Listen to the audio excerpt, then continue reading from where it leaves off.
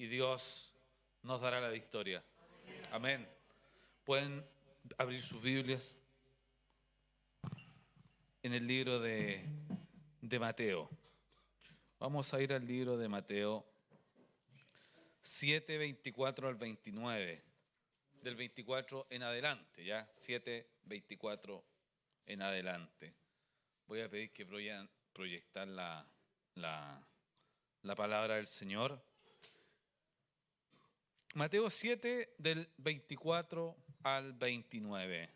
La palabra del Señor dice de la siguiente manera: cualquiera pues que me oye estas palabras y las hace, le compararé a un hombre prudente que edificó su casa sobre la roca. Descendió lluvia y vinieron ríos y soplaron vientos y golpearon contra aquella casa. Y no cayó, porque estaba fundada sobre la roca. Pero cualquiera que me oye estas palabras y no las hace, le compararé a un hombre insensato que edificó su casa sobre la arena, y descendió lluvia y vinieron ríos y soplaron vientos y dieron con ímpetu contra aquella casa, y cayó, y fue grande su ruina. Y cuando terminó Jesús estas palabras, la gente se admiraba de su doctrina, porque les enseñaba como quien tiene autoridad y no como los escribas. Amado Señor, te hemos adorado, te hemos dado lo mejor que podemos darte con nuestras limitaciones, Señor, con nuestras imperfecciones, con nuestras pruebas, Señor, y dificultades que cada uno vive, Señor. Oh Dios, y en esta hora te agradecemos por poder bendecirte. Oh Dios, podemos decir con seguridad que tú eres bueno, Señor, y que tu bondad está en todas las cosas. Señor, en esta hora queremos pedirte que nos hables por medio de tu palabra. Ayúdanos a cada uno de nosotros a entender el consejo del Maestro para nuestras vidas. Oh Señor Dios, que tu Espíritu Santo en esta tarde de día domingo nos enseñe como enseñaste en aquellos tiempos. Que podamos, Señor, como los discípulos, oírte, Señor, y hacer. Y no como las multitudes, Señor, solamente admirarnos y asombrarnos de la belleza de tu mensaje. Ayúdanos a que tu conocimiento sea hecho realidad en nuestra vida. Señor, con esta misma bendición, bendice a los niños, para que tu palabra, Señor, cale profundamente en sus corazones y desde pequeños, Señor, entiendan que tú eres el Señor.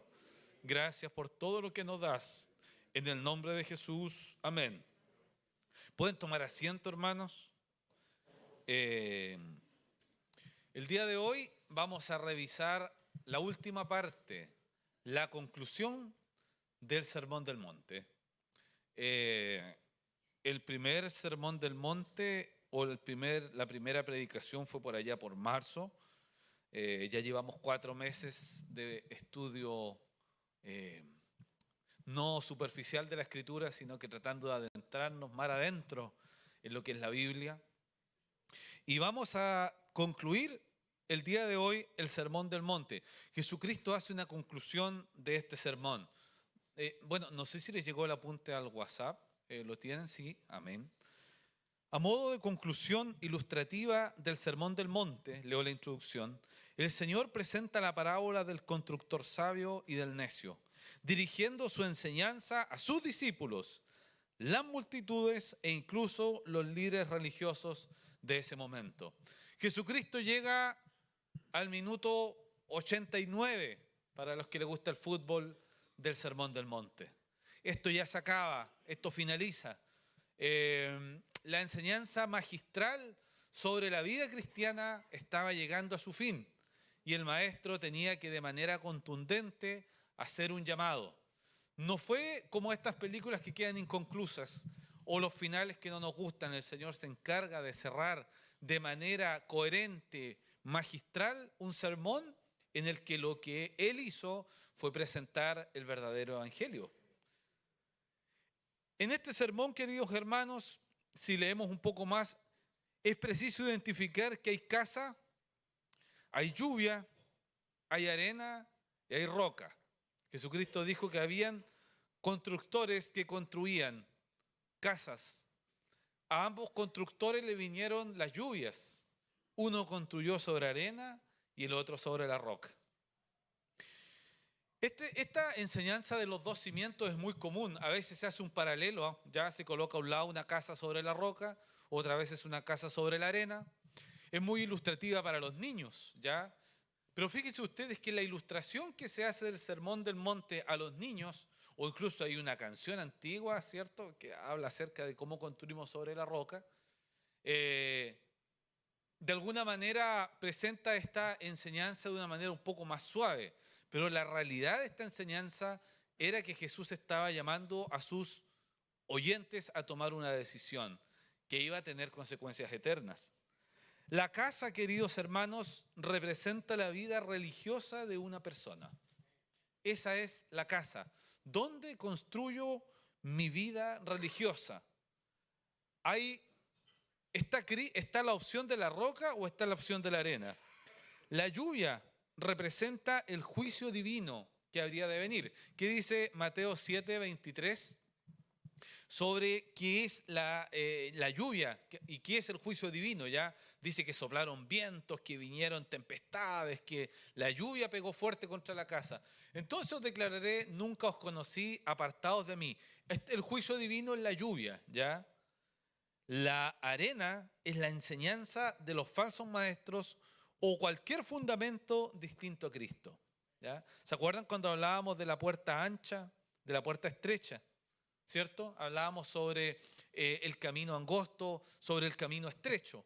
Por lo tanto, la arena representa, querido hermano, una construcción de vida religiosa, de vida donde no esté Cristo. Cualquier enseñanza falsa, distinta al Señor, es la arena, ¿ya? Esa es la arena, ¿ya? Si construimos nuestra vida sobre una creencia errónea al Señor, es la arena. Y la roca, generalmente se identifica la roca con Cristo.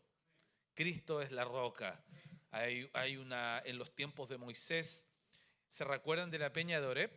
¿Ya? La peña de Oreb que estaba en el desierto y que fluye agua, ¿cierto? Y Cristo es la peña de Oreb, de la cual fluye el agua de vida eterna, ¿ya? David afirma en el libro de Segunda de Samuel, ¿y quién es la roca sino Jehová? ¿Ya? Eso dice el libro. El salmista dice, guíame a la roca que es más alta que yo. ¿Ya? Jesucristo siempre es comparado con la roca. Quiero que veamos qué dice allá en Mateo 21:42 sobre Cristo como la roca. Cristo es presentado como la estabilidad misma.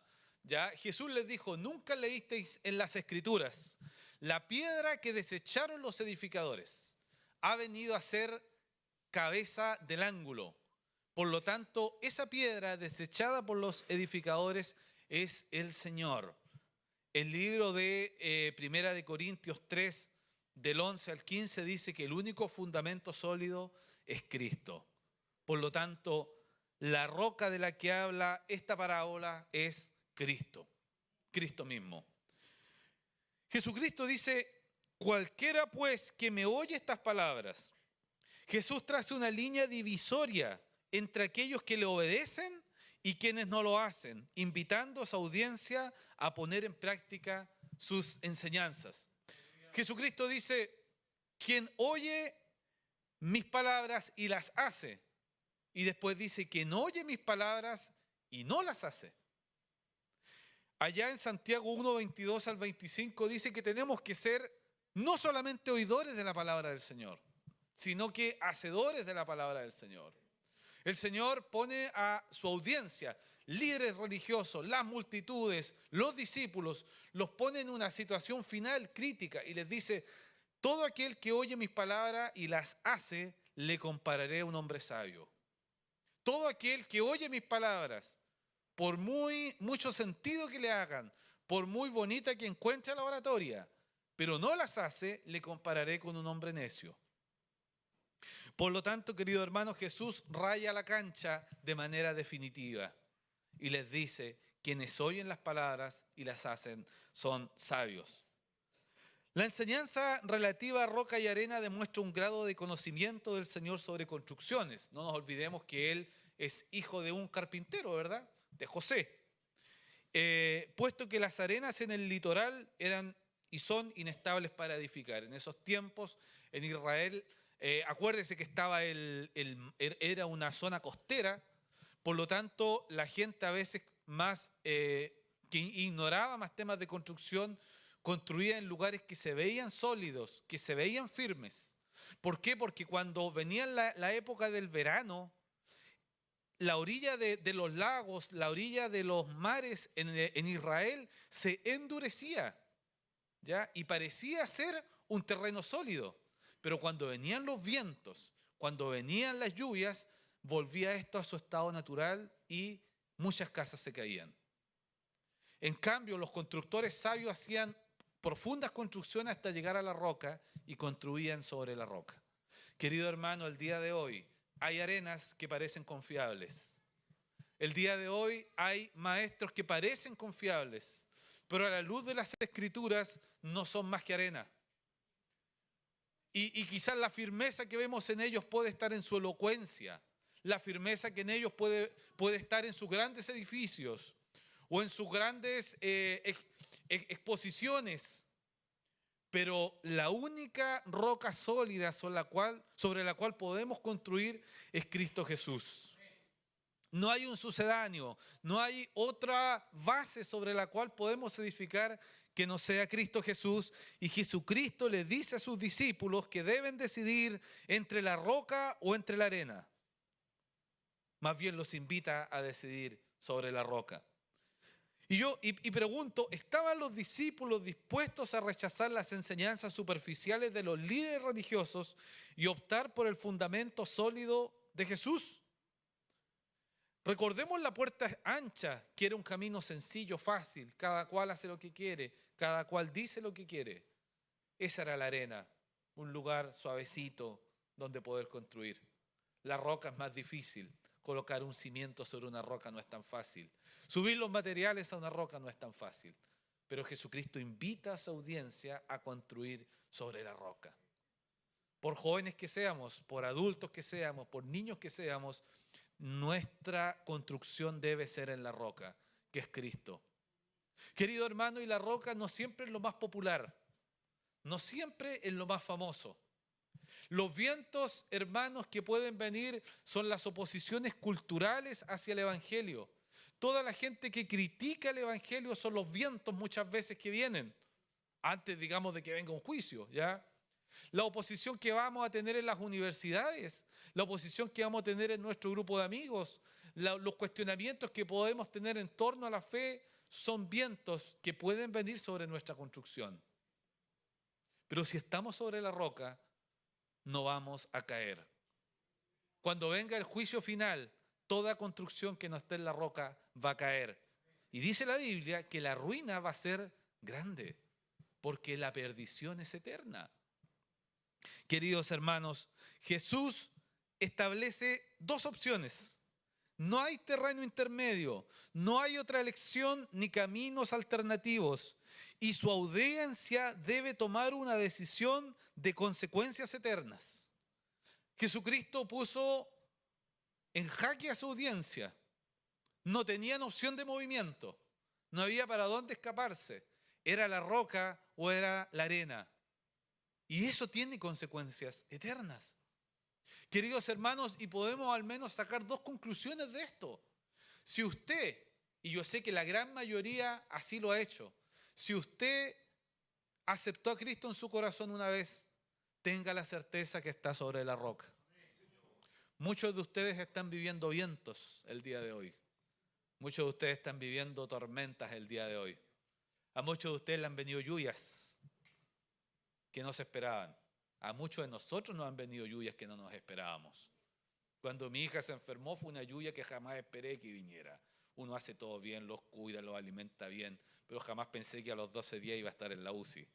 Por dar un ejemplo, y cada uno tiene sus problemas. Querido hermano, pero si estamos en la roca que es Cristo, no vamos a ser movidos. Pero no porque nuestra construcción haya tenido un buen arquitecto que fuimos nosotros, es porque la roca en la que estamos es firme. Es firme. Queridos hermanos, ¿van a venir vientos? Sí. ¿Va a salir el sol en algún momento? También, tenga confianza. La prueba también termina, ¿ya? Es necesario que pasemos por diversas pruebas, pero también, hermanos, las pruebas tienen momentos de acabarse, ¿ya? Pero si estamos en la roca, estemos contentos. Si usted, hermano, aceptó a Cristo a los 12 años, a los 15 años, a los 20 años, ayer o en algún momento de su vida, tiene que estar contento de estar en la roca. Ya no está en la arena. Ya no estamos en la arena. Si un día aceptamos al Señor, ya no estamos en la arena. Para que ninguno piense, ¿no será que estoy en la arena? ¿No será que estoy en un sedimento que es entre arena y roca? Si estamos en Cristo, estamos en la roca. Estamos en la verdad. No hay punto intermedio. Pero si alguno de los oyentes, y me refiero a quienes están en las redes sociales, a quienes están en este lugar escuchando, no ha aceptado a Cristo en su corazón, hay que decidir. Son consecuencias eternas el estar en Cristo o el no estar en Cristo. Son consecuencias eternas. No es una consecuencia de ahora.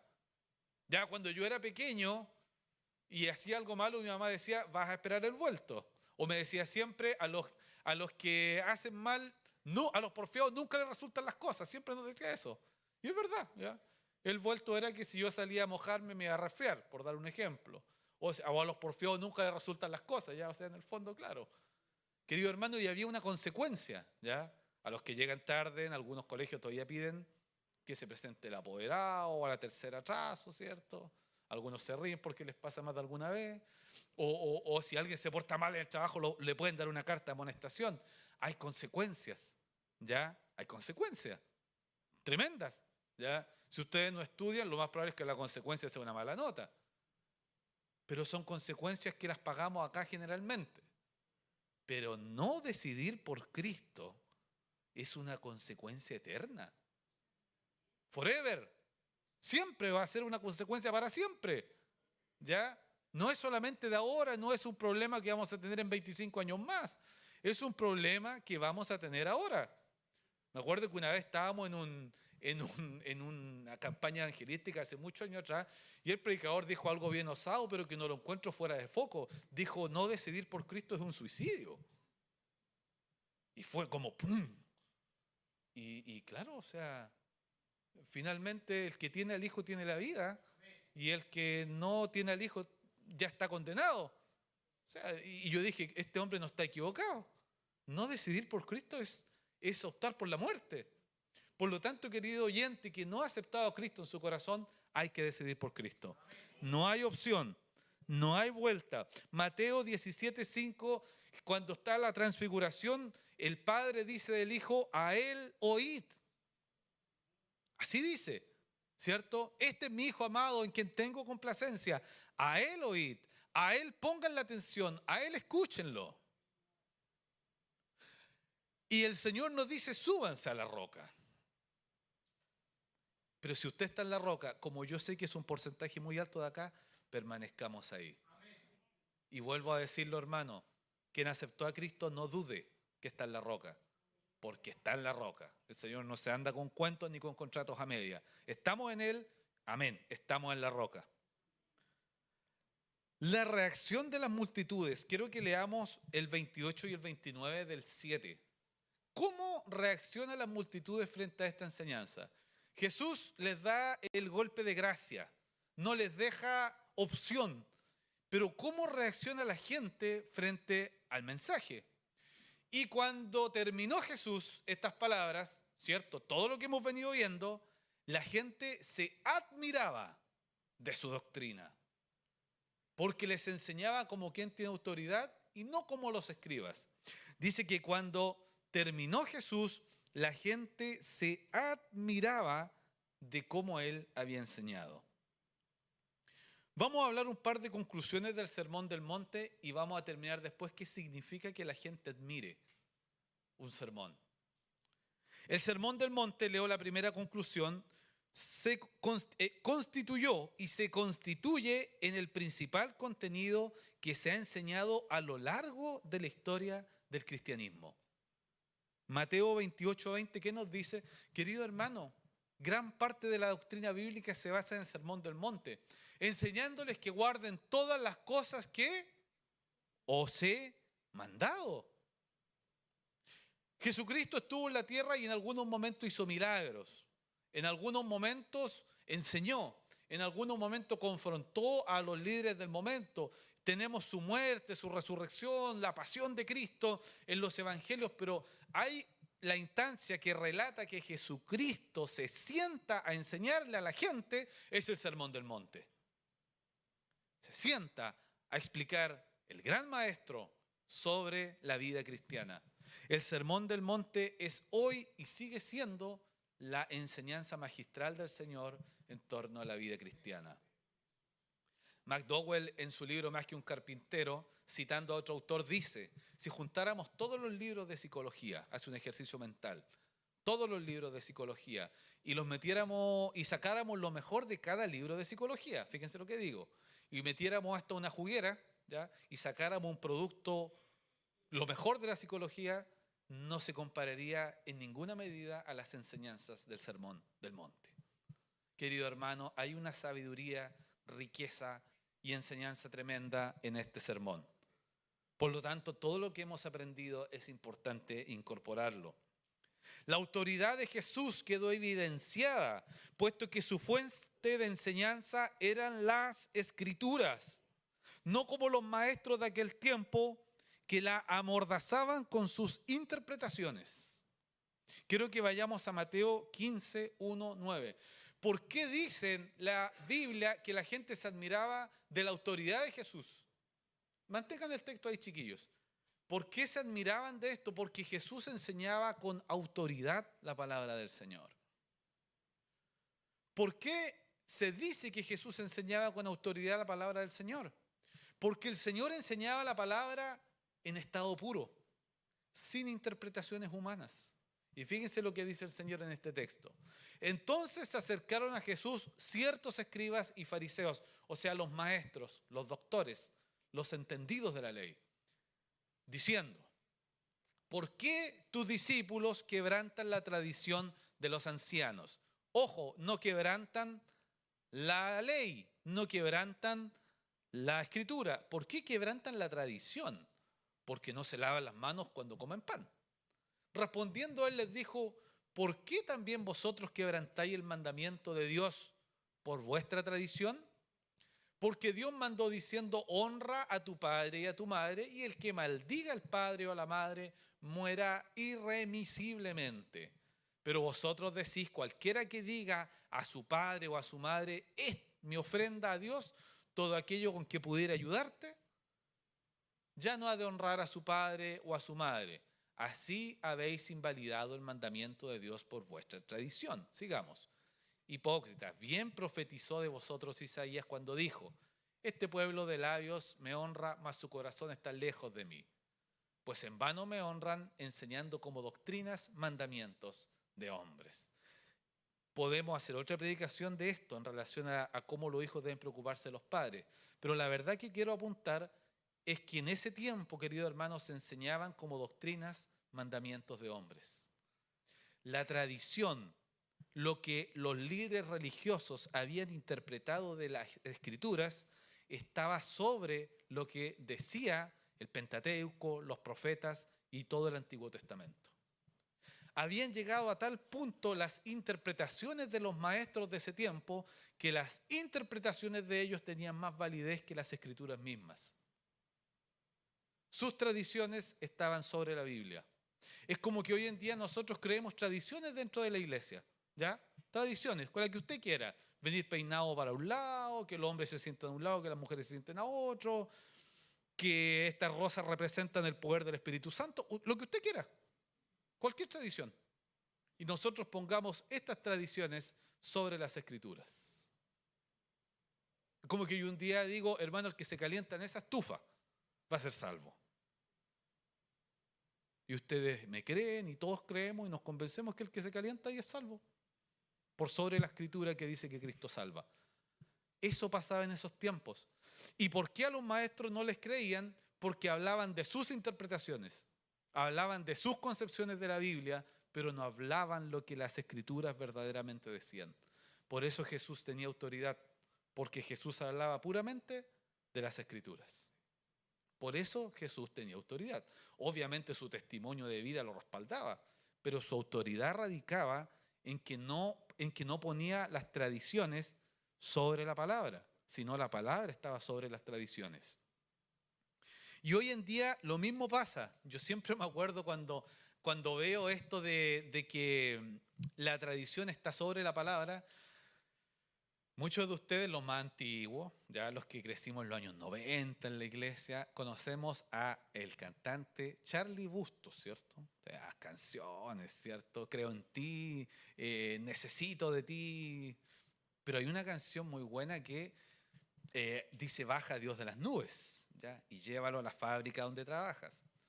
Y hay una parte de esa canción, hermanos, que dice, porque hay muchos hombres que se reúnen en su nombre, pero no le dejan hablar a él. Querido hermano, y en estos tiempos hay muchos hombres, muchos lugares que se reúnen en el nombre del Señor, pero no dejan hablar al Señor. Porque priman las tradiciones, porque priman las profecías venidas de sentimientos que no son del Señor, porque priman otras cosas que no es la palabra del Señor. Hay muchos hombres que se reúnen en su nombre, pero no le dejan hablar a Él. Porque prima mi concepción de la vida en vez de lo que la palabra del Señor dice. Porque si se hacen consejerías basados en filosofías humanas por sobre lo que dice la palabra del Señor. Querido hermano, que nuestra iglesia siempre tenga las escrituras por sobre todas las cosas. Amén. Amén, porque se amordaza el texto en algunos lugares. ¿Sabes lo que es amordazar? Amordazar es cuando toman un rehén y le tapan la boca, ¿ya? Eso es amordazar, ¿ya? Y en muchos lugares se amordaza el texto y se interpreta lo que nosotros queremos decir del texto, pero no lo que realmente dice el Señor. Y que esa canción antigua que es tan linda y tan real, también nos lleva a pensar. Mire, nos lleva a pensar una canción. Que cuando hablemos de este lugar, cuando hablemos entre hermanos, sea la palabra del Señor la que hable. Amén. Amén. Jesús se presenta como juez del destino eterno. Leo el tercer punto. A lo largo de los textos bíblicos, los profetas mencionan, así dice el Señor. Quiero llevarlo a pensar en lo siguiente. Hay una clave en esto que voy a mencionar en este momento. Veamos Éxodos 11:4, ¿qué nos dice? Dijo pues Moisés, Jehová ha dicho así. ¿Ya? ¿Qué dice Primera de Reyes 21:23? Vamos a ver solamente esos dos textos. Fíjense que de Jezabel también ha hablado Jehová. ¿Ya? De Jezabel ha hablado Jehová. ¿Qué quiero llevarlo a pensar? Los profetas desde Moisés en adelante. Moisés, querido hermano, los jueces de aquellos tiempos, Isaías, Malaquías, Jonás y todos los grandes hombres de Dios que estuvieron durante el Antiguo Testamento, siempre que tenían una palabra del Señor decían, así dice Jehová. Oye, a mí la que me impresiona es cuando el profeta Natán le dice a David, tú eres aquel hombre, cuando lo delata de su pecado. Impresionante como lo delata. Y Jehová dice esto y esto de ti. Y todos los profetas cuando hablaban en el nombre del Señor decían, así ha dicho Jehová. O sea, eran transmisores de las palabras del Señor. Atalayas, si queremos usar un término más antiguo, ¿ya? Pero el Señor Jesús, fíjense cómo se presenta como juez del destino eterno. Mateo 7:23. Jesucristo en ningún momento dijo, así dice mi Padre que está en los cielos. Aquí en lo que vamos a leer ahora. Él dice, entonces les declararé. Dejemos el texto ahí. Jesucristo dice, cuando lleguemos al juicio, Jesucristo no dice, entonces mi Padre les declarará. Entonces Jehová les declarará. Entonces el Todopoderoso les declarará. dice, entonces les declararé. No dice, Él dice el Señor. Jesucristo dice, digo yo, porque Él es el Señor. Jesucristo dejó en claro que Él es el Señor y Él es Dios.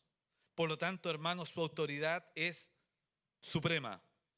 Finalmente, y aquí quería llegar delante, vámonos al texto ahí mismo, pero en el 7:28, que dice de las multitudes.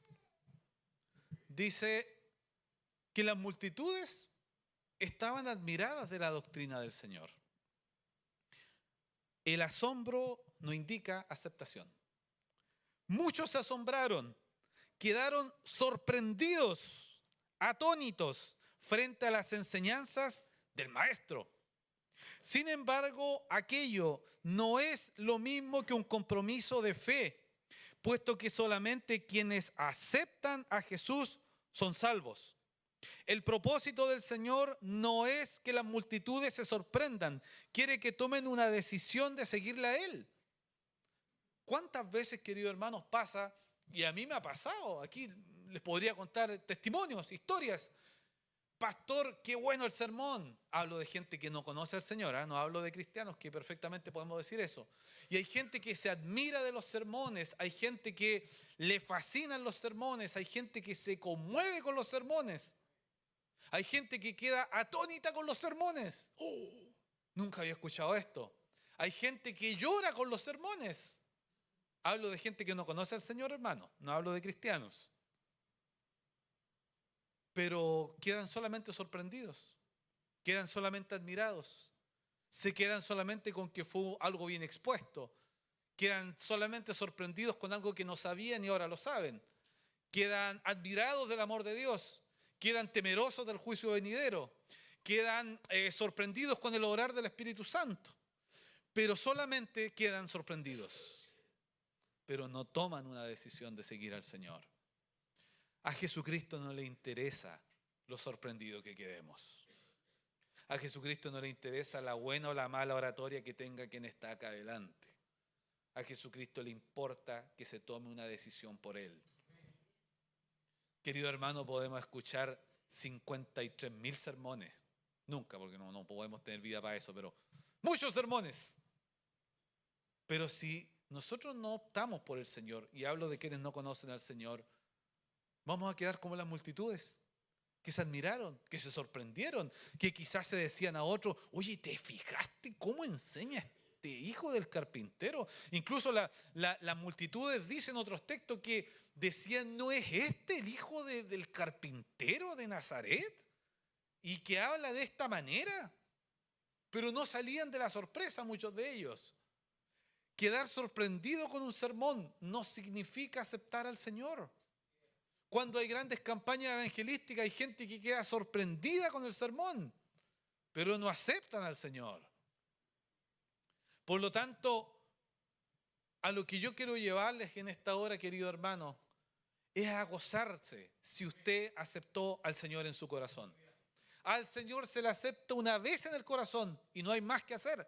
Somos salvos para siempre con Él. Pero quienes no lo han aceptado, les invito a no quedarse en la admiración del sermón. ¡Oh, qué lindo el sermón del pastor! Se pasó, buenísimo, bien elaborado, bien preparado. Qué malo el sermón del pastor, no habló tantas cosas teológicas. A Jesús no le importa lo lindo o que encontremos el sermón. Le importa que lo aceptemos. Ese es el motivo del Evangelio, aceptar a Jesús. Dice la Biblia que todo aquel que cree en Jesús va a ser salvo. Todo aquel que cree en Jesús es salvo. Querido hermano, y el Sermón del Monte, como todas las Escrituras, es un mensaje de esperanza para quienes estamos en Cristo Jesús.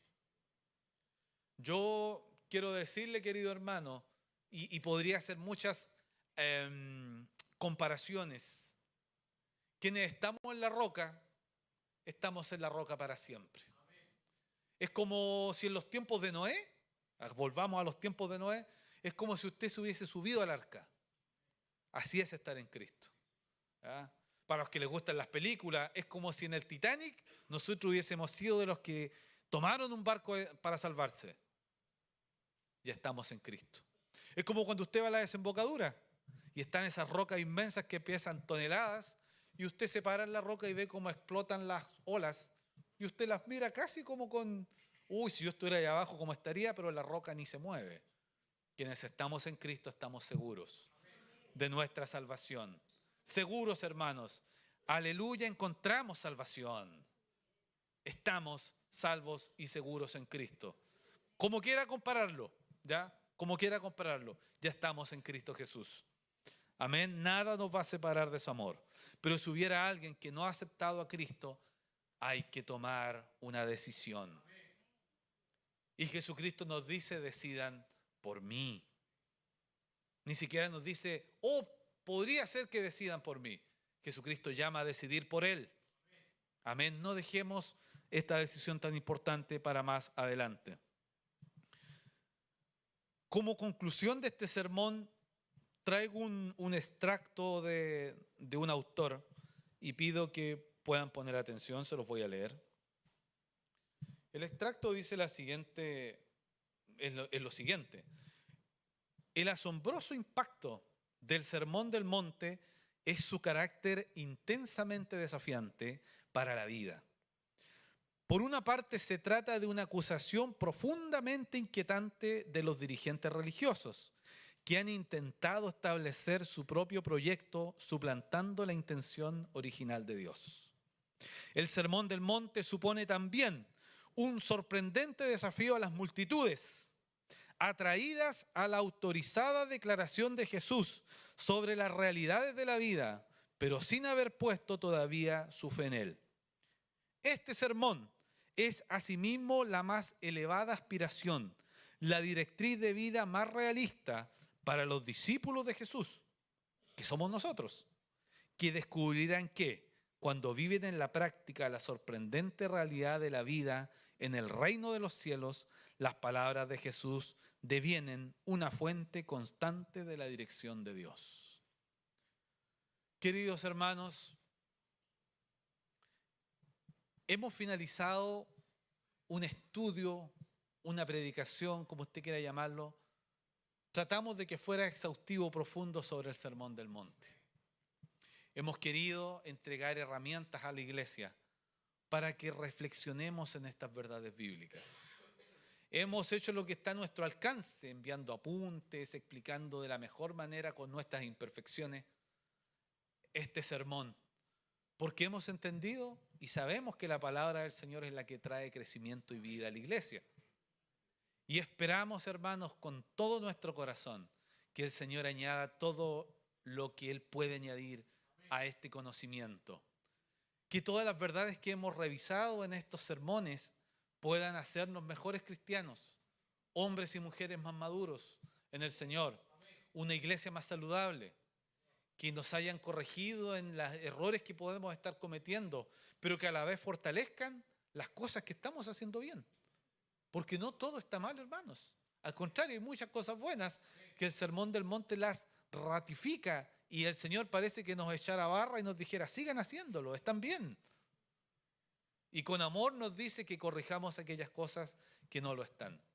Y a su vez es la invitación más elevada, hermanos, para aquellos que no han aceptado al Señor, que han estado en los meses que hemos escuchado estas palabras, o que nos oyen por las redes sociales, que nos ven por el canal de YouTube, a que tomen una decisión por Cristo, a que tomemos una decisión por la roca, a que construyamos nuestra vida sobre la roca.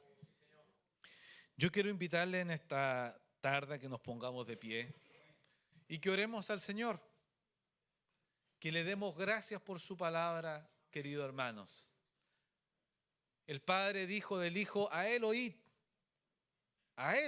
y hemos tenido la oportunidad de todos estos domingos sentarnos y oír al Señor y escucharlo y tratar de oír lo que Él dijo hace 2000 años atrás sentado en un monte. Y todas las predicaciones que se han hecho anteriores a esta, digo, no se tratan de otra cosa que de oír al Señor. Y les pido que le demos gracias al Señor por su palabra, les pido que le pidamos al Señor de todo corazón que si algo tenemos que cambiar, Él nos ayuda a cambiarlo. ¿Ya? No le digamos, Señor, desde hoy nunca me hago esto. Seamos humildes, digámosle, Señor, ayúdame, me cuesta con esto. Y si estamos haciendo algo bien, Señor, afírmame en esto que estoy haciendo. Si alguien no ha aceptado a Cristo, es hoy el día, no es mañana. Es hoy. Y demos gracias a nuestro Dios. Cada uno ora en su puesto, les invito. Amado Señor, tu iglesia ora delante de ti. Y tú escuchas cada oración. Gracias, Señor, por esto. Gracias, Señor mío, porque nos has hablado, Señor. Oh, Señor, tu palabra es deseable para nuestras vidas. Es más dulce que la miel, de la miel que destila del panal. Tu palabra, Señor, es esa agua, Señor, que nos quita la sed que podamos tener, Dios mío. Tu palabra, Señor, es ese martillo que quebranta la piedra por dura que sea, Señor. Tu palabra es la luz, es esa lumbrera, Señor, que nos ilumina cuando todo está oscuro, Señor. Oh, yo te ruego en esta hora, Señor. Así, Señor Dios, como cuando estabas en el monte sentado, enseñando esta palabra, te rogamos en este momento, Maestro, que nos ayudes. Solo tú tienes palabras de vida eterna, Señor. ¿Dónde más podríamos ir? ¿A quién más podríamos recurrir, Señor? Si solamente tú tienes palabras de vida eterna. Ayuda a esta iglesia, Señor, que somos nosotros, a poder oírte a ti, Señor. A que tu palabra no caiga en una tierra con piedras, Señor, sino que tu palabra caiga en una tierra fértil, que produzca frutos, Señor, para la gloria tuya. A que no miremos, Señor, el éxito, Señor, banal de otras cosas. A que no nos nublen las luces, a que no nos nublen la vista, Señor Dios, la efervescencia de multitudes que siguen enseñanzas distintas a ti. Señor, sino que tengamos claridad y veamos, Señor, la verdad siempre. Y el verdadero evangelio sea nuestra pasión, Señor. Oh Dios, ayúdanos a enamorarnos cada vez más de Cristo y a seguirte, Señor, con fidelidad, confiados en que tú eres el que nos sostiene. Gracias, Señor, por todo lo que haces. Gracias porque un día, Señor, enseñaste esto y sabías cuánto lo íbamos a necesitar en estos tiempos, Señor. Gracias porque parece que ayer hubieses escrito este sermón, Señor, que es tan vigente como lo fue hace 2000 años. A ti, Señor, te damos la honra. A ti te damos la gloria, Señor. En el nombre de Jesús. Amén y amén. Pueden tomar asiento. El Señor nos bendice cada día y lo va a seguir haciendo. Lo va a seguir haciendo, queridos hermanos. Terminamos el Sermón del Monte. Amén. Tiene el material para poder seguirlo, para poder estudiarlo, para poder profundizar. ¿Ya? Esta es una mirada, pero siempre se puede ahondar harto más. Dentro de los próximos domingos, ya empezamos agosto el otro domingo, ¿cierto? Sí. Vamos a tener predicaciones no asignadas, no así como cuando uno asigna predicaciones, sino que en general... ¿Perdón? Sí, ok. Me